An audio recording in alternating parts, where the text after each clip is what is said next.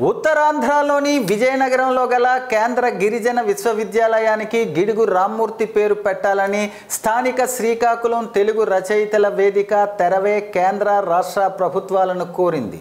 బుధవారం ఇక్కడి కొత్త బ్రిడ్జి రోడ్డులో గల దత్తగుడి సమీపంలోని గిడుగు రామ్మూర్తి విగ్రహం వద్ద ఆయన 85వ వర్ధంతి కార్యక్రమాన్ని నిర్వహించారు.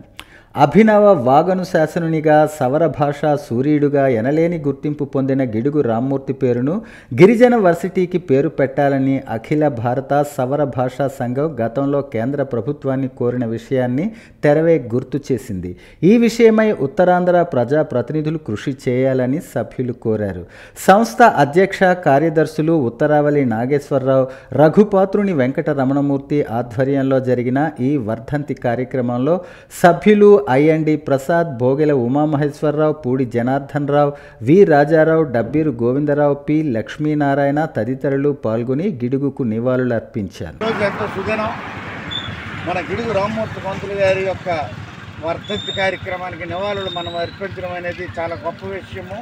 ఎంతో అదృష్టంగా మన తెలుగు రచయితల వేదిక భావిస్తుంది. మరి ఈ సందర్భంగా మన జిల్లా వాసి అయినటువంటి శ్రీ గిడుగు రామ్మూర్తి పంతులు గారు ఒక ఉన్నతమైనటువంటి స్థానాన్ని అలంకరించి తెలుగు భాషకు ఎంతో గొప్పతనాన్ని, ఖ్యాతిని తేవడం మనందరికీ, మన జిల్లా ప్రజలమైన అందరికీ కూడా గర్వకారణంగా నేను భావిస్తున్నాను.